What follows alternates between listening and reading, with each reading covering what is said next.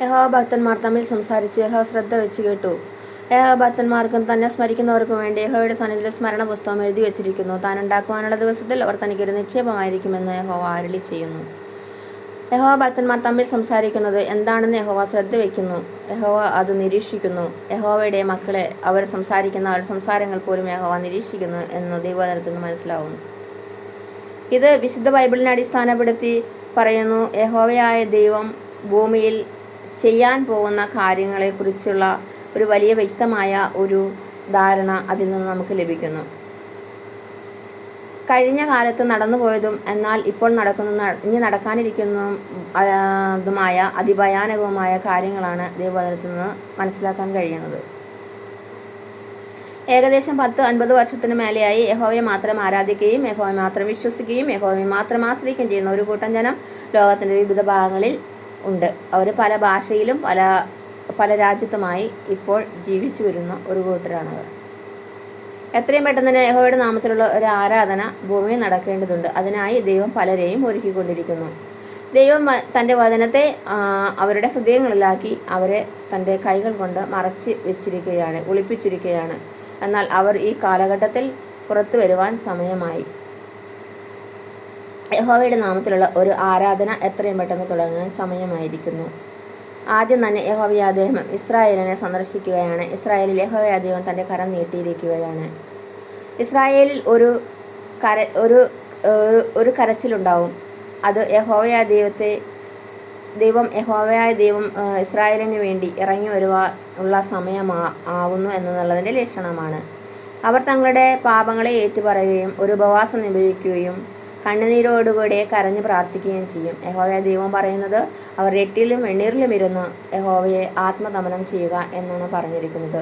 പിതാക്കന്മാരുടെ അകൃത്യങ്ങൾ, അവർ ദൈവത്തോട് ചെയ്ത പാപങ്ങളും പിറുപിറുപ്പുകളുമെല്ലാം ഒരു കണ്ണുനീരോടുകൂടെ അവർ അത് ദൈവസന്നിധിയിൽ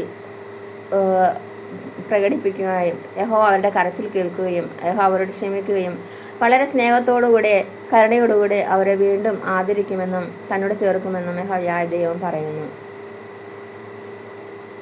തന്നോടൊപ്പം ചേരുവാൻ വേണ്ടി ഒരു കൂട്ടം ആളുകളെ ദൈവം യഹൂദയോടും ഇസ്രായേലിനോടും കൂടെ ചേരേണ്ടതിന് ഒരു കൂട്ടം ആളുകളെ ദൈവം നിയമിച്ചിരിക്കുന്നു.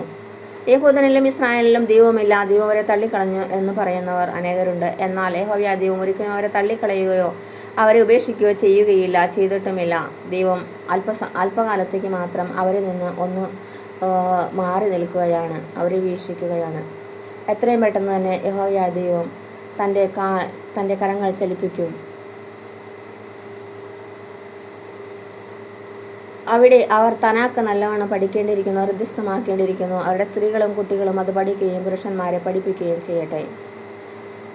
യഹോവയായ ദൈവത്തിന് ഏറ്റവും അറുപ്പും വെറുപ്പുമുള്ള, യഹോവയായ ദൈവം ഏറ്റവും ഇഷ്ടപ്പെടാത്ത ഒരേ ഒരു കാര്യം വിഗ്രഹങ്ങളെ ഉണ്ടാക്കുക എന്നുള്ളതാണ്. വിഗ്രഹങ്ങളെ ഉണ്ടാക്കുകയോ അതിനെ ആരാധിക്കുകയോ സേവിക്കുകയോ ചെയ്യാൻ പാടില്ല എന്നുള്ളത് ദൈവത്തിൻ്റെ നിയമങ്ങളിൽ ഏറ്റവും പ്രധാനപ്പെട്ടതാണ്. ദൈവം ആഗ്രഹിക്കുന്ന ഏറ്റവും വലിയ കാര്യം അതുമാണ്. അവിടെ മുട്ടുസൂചി വലിപ്പത്തിലുള്ള ഒരു വിഗ്രഹമെങ്കിലും ഉണ്ട് എങ്കിലും അവരുടെ പാളയത്തെ അവർ ശുദ്ധമാക്കുക. അവരുടെ വീടുകളിൽ ഗ്രഹബിംബങ്ങൾ ഉണ്ടെങ്കിൽ അതിനെ മാറ്റുക. യഹോവ ഏത് രാജ്യത്തെയൊക്കെയാണോ അതിനായി നിയമിച്ചിരിക്കുന്ന ആ രാജ്യങ്ങളിൽ വിഗ്രഹങ്ങൾ ഉണ്ടാകുവാൻ പാടില്ല. അവയെ നമസ്കരിക്കുകയോ സേവിക്കുകയോ ചെയ്യാനും പാടില്ല. പാളയത്തെ ശുദ്ധമാക്കുക. ആദ്യം അതാണ് ഇസ്രായേലിൽ നടക്കേണ്ടത്. യുദ്ധം യഹോവയ്ക്കുള്ളതാണ്. യുദ്ധം ദൈവം ആർക്ക് വിട്ടുകൊടുത്തിട്ടുള്ളൊരു കാര്യമല്ല. പക്ഷേ ജനം അത് ഏറ്റെടുത്തതാണ്. ഞങ്ങൾ ചെയ്തു കൊള്ളാമെന്ന് ഏറ്റെടുത്തതാണ്. യഹോവയായ ദൈവം ഒലിവുമലയിൽ തൻ്റെ കാൽ ചവിട്ടും. ഒലിവുമല രണ്ടായി പിളരുകയും അവിടെ ഒരു വലിയ ഗർത്തമുണ്ടാവുകയും ചെയ്യും. അവിടെ ഇസ്രായേൽ മക്കൾക്ക് താമസിക്കേണ്ടതിന് ദൈവം സ്ഥലം ഒരുക്കുകയാണ്. എങ്കിൽ സ്ഥലം പോരാതെ വരുവോളം അവിടെ ആളുകൾ നിറയും.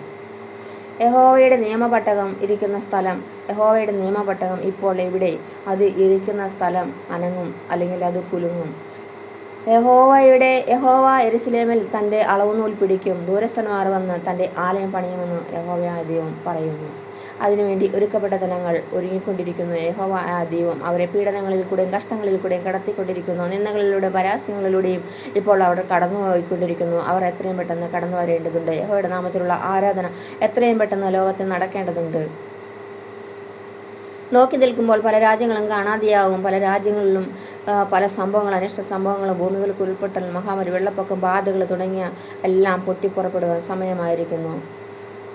ഭയപ്പെടുത്തുന്ന അന്തരീക്ഷങ്ങൾ ഉണ്ടാകുമ്പോൾ എല്ലാവരും മറ്റുള്ള രാജ്യങ്ങളിൽ നിന്ന് അവരവരുടെ രാജ്യത്തിലേക്ക് വന്നു ചേരുകയും തങ്ങളുടെ ജാതിയോട് ചേരുകയും ചെയ്യും. ഇറാഖിനെ കുറിച്ച് ദൈവം പറയുന്നത് എത്രയും പെട്ടെന്ന് തന്നെ ആ രാജ്യങ്ങളിലും എല്ലാ രാജ്യങ്ങളിലും യഹോവയുടെ കൈ എത്രയും പെട്ടെന്ന് തന്നെ ചലിക്കാൻ സമയമായിരിക്കുന്നു. ഇസ്രായേൽ എന്ന ജനത ലോകത്തിലുള്ള ജനത 2-3 പിരിഞ്ഞ് ഇസ്രായേൽ എന്ന പേരെടുക്കുവാൻ സാധ്യതയുണ്ട്. അവർ അങ്ങനെ പേരെടുത്ത് ഇസ്രായേലും ജാതിയിൽ നിന്ന് വരുന്ന ഇസ്രായേലും യഥാർത്ഥ ഇസ്രായേലും ആയി മാറുകയും യഹൂദനും ഒന്നായി തീരുകയും ചെയ്യും. യോർദാൻ അക്കരെയുള്ള എഫ്രൈം എത്രയും പെട്ടെന്ന് യെരുശലേമിലേക്ക് ഇസ്രായേലിലേക്ക് യഹൂദനോടൊപ്പം കടന്നു വരേണ്ടതുണ്ട്. അവർ കടന്നു വരേണ്ടതിനായി യഹോവയായ ദൈവം മിസ്രയീം നദിയുടെ നാവിന് ഉന്മൂലനാശം വരുത്തുകയും തൻ്റെ കൈ ഓങ്ങുകയും അതിനെ ആ കടലിനെ അടിക്കുകയും അത് 7 കൈവഴികളായി പിരിയുകയും ചെരുപ്പ് നനയാതെ അവർ അവിടെ കടക്കുകയും ചെയ്യും. യഹോവയായ ദൈവം മനുഷ്യനെ സൃഷ്ടിച്ച നാൾ മുതൽ താൻ കൊടുത്തിരിക്കുന്ന തൻ്റെ ചട്ടങ്ങളും നിയമങ്ങളും പാലിക്കുവാൻ കഴിയാത്ത അതികഠിനമായതിനാൽ ജനങ്ങൾ പലതരത്തിലേക്ക് മതവിശ്വാസങ്ങളിലേക്ക് മാറിപ്പോവുകയാണ് ഉണ്ടായിട്ടുള്ളത്. ദൈവം തെരഞ്ഞെടുത്ത ജനം തങ്ങളെ ഭരിക്കേണ്ടതിന് രാജാക്കന്മാരെ വേണമെന്നും അവർക്ക് അധിപതികളെ വേണമെന്നും ദൈവത്തോട് ആവശ്യപ്പെട്ടു. അപ്പോൾ ദൈവം മനസ്സിലാക്കി തൻ്റെ ജനത്തെ ഞാൻ ഭരിക്കുന്നത് അവർക്ക് ഇഷ്ടമില്ലാത്തത് കൊണ്ടാണ് അവർ അങ്ങനെ ചെയ്യുന്നത് എന്ന് ദൈവം പറയുകയും ചെയ്തു. അങ്ങനെ എഴുതി വച്ചിരിക്കുന്നു. ഓരോ രാജാവിനെ തങ്ങൾക്ക് മറ്റുള്ളവരെ പോലെ രാജ്യം ഭരിക്കേണ്ടതിന് ഉള്ള രാജാക്കന്മാരുടെ അവസ്ഥകളെക്കുറിച്ച് അവർ ഭരിച്ചാൽ നിങ്ങൾക്ക് ഇങ്ങനെ ഉണ്ടാകുമെന്ന് പറഞ്ഞിട്ട് പോലും അത് കുഴപ്പമില്ല എന്നുള്ള മട്ടിലാണ് അവർ രാജാക്കന്മാരെ തിരഞ്ഞെടുത്തത്. ഇപ്പോഴും അവർ അങ്ങനെ തന്നെ പിന്തുടർന്നു വരുന്നു. എന്നാൽ ദൈവം ഉദ്ദേശിക്കുന്നതല്ല. ദൈവം രാജാവായിരിക്കണമെന്നും ദൈവം തന്നെ ഭരിക്കണമെന്നും ദൈവം ആഗ്രഹിക്കുന്നു. എന്നിട്ട് ദൈവം അവർക്ക് രാജാക്കന്മാരെ കൊടുക്കുകയും ദൈവം അവരുടെ ആഗ്രഹങ്ങൾക്ക് വിരുദ്ധമായിട്ടൊന്നും ചെയ്തില്ല. അവർക്ക് നല്ല ഭരണം കൊടുത്തു. നല്ല ഭരണം കൊടുത്ത സമയത്ത് അവർ നന്നായി ജീവിച്ചു. മോശം ഭരണകർത്താക്കൾ വരുന്ന സമയത്ത് അവർ ഒരുപാട് കഷ്ടപ്പെടുകയും പീഡിപ്പിക്കപ്പെടുകയും ചെയ്തു. അങ്ങനെ അവർക്ക് രാജ്യം നഷ്ടമായി. നഷ്ടപ്പെട്ട രാജ്യത്തിലേക്ക് അവരെ തിരിച്ച് ദൈവം ഓരോരുത്തരെ കൊണ്ടുവന്ന് എത്തിച്ചുകൊണ്ടിരിക്കുന്നു. ദൈവം തൻ്റെ ജനത്തെ കടാക്ഷിക്കാൻ സമയമായിരിക്കുന്നു. ബാബേലിനെ കുറിച്ച് യഹോവയായ ദൈവം പറയുന്നു, ബാബേൽ നശിച്ചു സോദോം ഗൊമോറ പോലെ നശിക്കപ്പെട്ടു പോകുമെന്ന് പറയുന്നു. ബാബേലിൽ നിവാസികൾ ഉണ്ടാവുകയില്ല, അറബികൾ അവിടെ ഉണ്ടാവുകയില്ല. ദൈവം എല്ലാവർക്കും അവരുടെ സ്ഥാനങ്ങൾ കൊടുത്തിട്ടുണ്ട്. എല്ലാവരും അവരവരുടെ രാജ്യങ്ങളിൽ ഭദ്രമായി ജീവിക്കുവാൻ ദൈവം അവർക്ക് സങ്കേത നഗരങ്ങൾ ഉണ്ടാക്കിയിട്ടുണ്ട്. അപകടം വരുമ്പോൾ സങ്കേത നഗരങ്ങളിലേക്ക് ഓടിപ്പോകുവാൻ ദൈവം ചില രാജ്യങ്ങളെ അതിനുവേണ്ടി അല്ലെങ്കിൽ സ്ഥലങ്ങളെ അതിനുവേണ്ടി നിർണയിച്ചിട്ടുണ്ട്.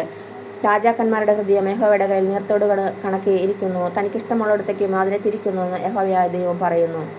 എങ്കിലും അവരുടെ ഭരണകാലത്തുണ്ടാകുന്ന ജനങ്ങൾക്കുണ്ടാകുന്ന വലിയ പ്രശ്നങ്ങളും ദുഃഖങ്ങളും ദാരിദ്ര്യങ്ങളുമൊക്കെ യഹോവയായ ദൈവം നേരത്തെ പറഞ്ഞു കഴിഞ്ഞു വെച്ചിട്ടുണ്ട്.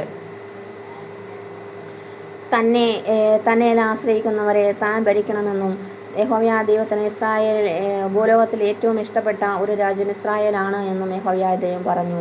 തൻ്റെ ആലയം പണി കഴിപ്പിക്കുമ്പോൾ ആ ഒരു ആലയത്തിലിരുന്ന ദൈവം കണ്ണുനീരോടുകൂടെയാണ് ആലയം വിട്ടുപോയത്. ആ ദൈവത്തിൻ്റെ കരച്ചിൽ പഴയ നിയമത്തിലുടനീളം നമുക്ക് മനസ്സിലാക്കാൻ കഴിയുന്നു. പഴയ നിയമത്തിലുടനീളം കരയുന്ന കണ്ണുനീരിൻ്റെ വചനങ്ങളാണ്. അത് വായിക്കുന്നവന് ഹൃദയം തകർന്നു പോകുന്ന തരത്തിലുള്ള കണ്ണുനീരിൻ്റെ വചനങ്ങളാണുള്ളത്. അങ്ങനെ ആ വചനത്തിൽ ആശ്രയിച്ച് ജീവിക്കുന്ന ആളുകൾ ദൈവം പറഞ്ഞ ശാപങ്ങളെല്ലാം ഏറ്റുവാങ്ങിക്കൊണ്ട് അവർ പറഞ്ഞ ശാപങ്ങളെല്ലാം തലമുറകളായി ഏറ്റുവാങ്ങിക്കൊണ്ട് അവരിൽ നിന്നും വന്ന ഏറ്റവും അവസാനത്തെ കണ്ണികളായിട്ടുള്ളവർ എത്രയും പെട്ടെന്ന് യഹോവയുടെ നാമത്തിലുള്ള ആരാധനയിലേക്ക് കടന്നു വരികയും ദൈവം ആഗ്രഹിക്കുന്ന രീതിയിലേക്ക് അവർ എത്തിച്ചേരേണ്ടതുണ്ട്. ലോകമെമ്പാടും യഹോവയായ ദൈവത്തെ ആരാധിക്കണമെന്ന് യഹോവയായ ദൈവം ആഗ്രഹിക്കുന്നു. വിഗ്രഹങ്ങളെ ആരാധിക്കരുതെന്നും അവയുണ്ടാക്കരുതെന്നും നമസ്കരിക്കരുതെന്നും യഹോവ സ്പഷ്ടമായ തൻ്റെ വചനത്തിൽ എഴുതിയിരിക്കുന്നു. അങ്ങനെ ആരാധിക്കുന്നവരെ ദൈവം അതിനു വേണ്ടി വിട്ടിരിക്കുന്നു. പല ഭാഷകൾ പഠിക്കുകയും എബ്രായ, ആരാമ്യ, ഗ്രീക്ക് എന്ന ഭാഷകൾ പഠിക്കുകയും അവർ യഹോവയുടെ വചനത്തിൻ്റെ പണ്ഡിതന്മാരാകുകയും ചെയ്തവർ യഹോവയായ ദൈവത്തിൻ്റെ മക്കളെ വഴിതെറ്റിച്ച് കളഞ്ഞിരിക്കുന്നു.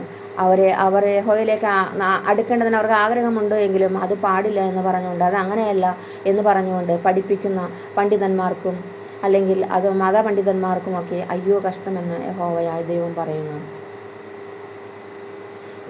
തന്നെ വിളിച്ചവർ തന്നോട് അടുക്കണമെന്ന് യഹോവയായ ദൈവത്തിന് ആഗ്രഹമുള്ളതുകൊണ്ട് ദൈവം അവരെ ചെത്തി വെടിപ്പാക്കുകയും അവരെ ഒരുപാട് തീച്ചുളയിൽ കൂടെ കടത്തിവിടുകയും ചെയ്തുകൊണ്ടിരിക്കുന്നു.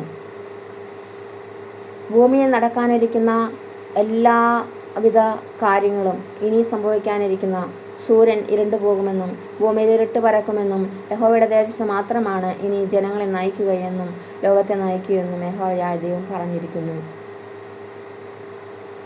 താൻ പറഞ്ഞിരിക്കുന്നതിന് ഇതുവരെ ഒരു വള്ളിയെങ്കിലും പുള്ളിയെങ്കിലും ഇതുവരെ വ്യത്യാസം വന്നിട്ടില്ല, ഇനിയോട്ട് വരികയുമില്ല എന്ന് ദൈവത്തിൻ്റെ വചനത്തിൽ നിന്ന് നമുക്ക് ഉറപ്പ് ലഭിക്കുന്നു. യഹോവയിൽ ആശ്രയിക്കുന്നവർ കുലുങ്ങിപ്പോകുകയില്ല. യഹോവ മാത്രം ദൈവമാണ് എന്ന്, യഹോവയെ മാത്രമേ ആരാധിക്കാവൂ എന്നും വളരെ വളരെ കർശനമായ ദൈവം പറഞ്ഞിട്ടും മറ്റുള്ള പല വിശ്വാസങ്ങളിലേക്കും അടിമകളായി പോയിരിക്കുന്ന ജനങ്ങൾ എത്രയും പെട്ടെന്ന് യഹോവയായ ദൈവത്തിലേക്ക് മടങ്ങി വരുവാൻ കാലമായിരിക്കുന്നുവെന്ന് യഹോവയുടെ അരുളപ്പാടാണ്. ഇത് യഹോവയുടെ വചനത്തെ സാക്ഷി നിർത്തിക്കൊണ്ടും യഹോവയായ ദൈവത്തിൻ്റെ വാക്കുകളെ മാനിക്കുവാൻ തങ്ങളെ തന്നെ ഏൽപ്പിക്കണമെന്നും യഹോവയായ ദൈവം മുന്നറിയിപ്പ് നൽകുകയാണ്. ഇതിൽ കാണുന്ന വാട്സപ്പ് നമ്പറിൽ നിങ്ങൾ യഹോവയായ ദൈവത്തിൻ്റെ കരങ്ങളിൽ വീഴപ്പെട്ടവരാണ് എങ്കിൽ, താൻ്റെ ആലോചന നിങ്ങളുടെ ഹൃദയത്തിലുണ്ട് എങ്കിൽ എത്രയും പെട്ടെന്ന് യഹോവയുടെ നാമത്തിൽ ഇത് ഒരു വാട്സപ്പിൽ മെസ്സേജ് അയക്കണമെന്ന് അപേക്ഷിക്കുന്നു.